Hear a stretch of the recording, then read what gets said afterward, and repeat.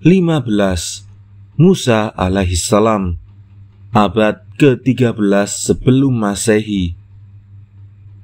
Mungkin tidak ada orang dalam sejarah yang begitu dikagumi seperti halnya Nabi Ibrani yang agung, Musa alaihissalam. Selain itu, ketenarannya dan jumlah orang yang menghormatinya terus bertambah dari masa ke masa. Kemungkinan besar Musa alaihissalam hidup di abad ke-13 sebelum Masehi karena Ramses II yang secara umum dirujuk sebagai Fir'aun dalam kisah Exodus wafat pada 1237 sebelum Masehi.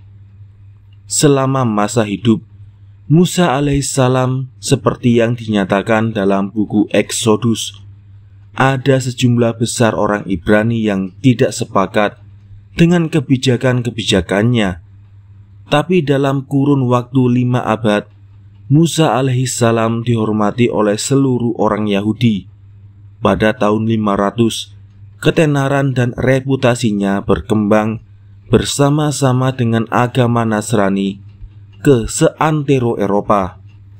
Seabad kemudian, Muhammad SAW mengakui Musa alaihissalam sebagai Rasul, dan seiring dengan penyebaran Islam, Musa alaihissalam menjadi tokoh yang dihormati di seantero dunia Muslim, bahkan juga di Mesir. Saat ini sekitar 32 abad setelah dia hidup, Musa alaihissalam dihormati oleh kalangan Yahudi, Nasrani, dan Muslim, bahkan juga oleh banyak penganut agnostik. Berkat komunikasi modern, dia mungkin kini lebih terkenal ketimbang ketika dia masih hidup. Walaupun terkenal, informasi yang bisa diandalkan mengenai kehidupan Musa alaihissalam sangatlah langka. Bahkan ada spekulasi tidak diterima oleh kebanyakan ahli bahwa Musa alaihissalam merupakan orang asli Mesir karena namanya merupakan nama orang Mesir dan bukannya Ibrani. Arti nama adalah anak atau putra dan dapat ditemui dalam nama beberapa Fir'aun terkenal. Kisah-kisah perjanjian lama mengenai Musa alaihissalam nyaris tidak ada diterima secara harfiah karena melibatkan sejumlah mukjizat.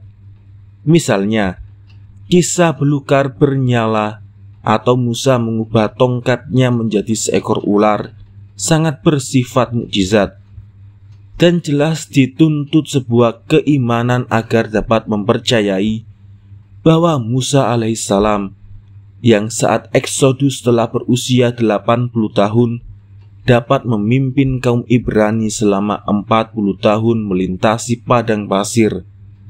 Pastinya kita ingin tahu apa yang sebenarnya dicapai Musa alaihissalam sebelum kisahnya tenggelam dalam timbunan legenda.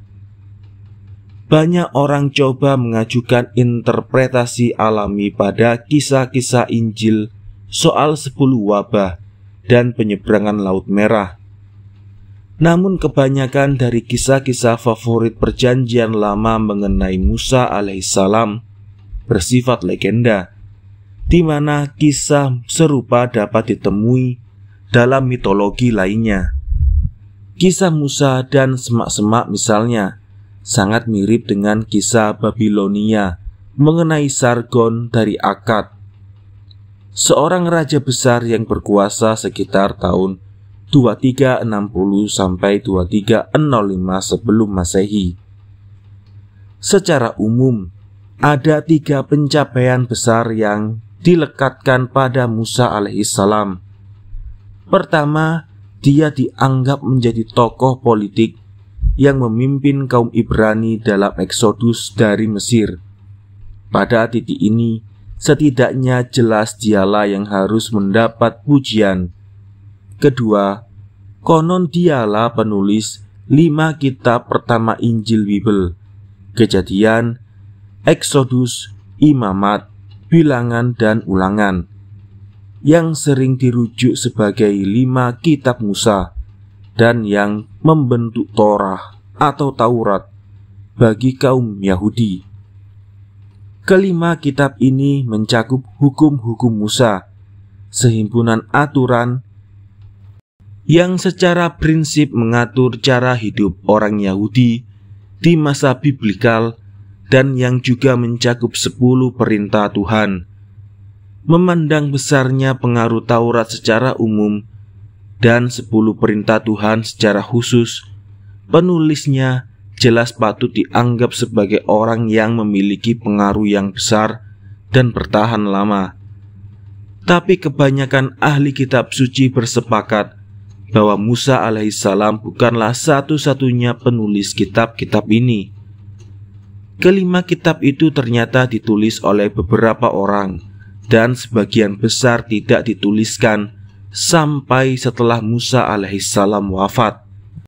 Mungkin Musa alaihissalam memainkan peran dalam memodifikasi adat Ibrani yang telah berlaku sebelumnya, atau bahkan dalam menyusun hukum-hukum Ibrani.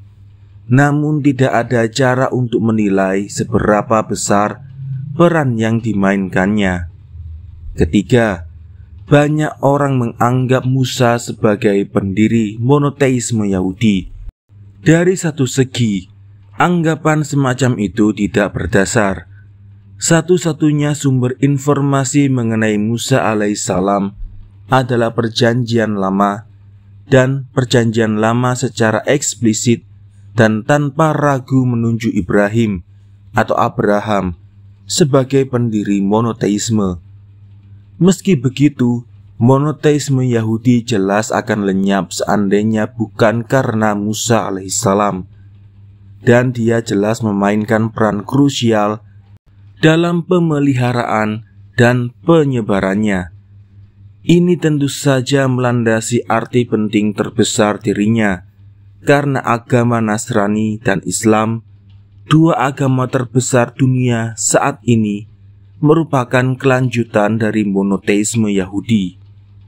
Pemikiran tentang Tuhan yang esa yang dipercaya Musa alaihissalam dengan begitu bersemangat pada akhirnya menyebar ke sebagian besar permukaan bumi.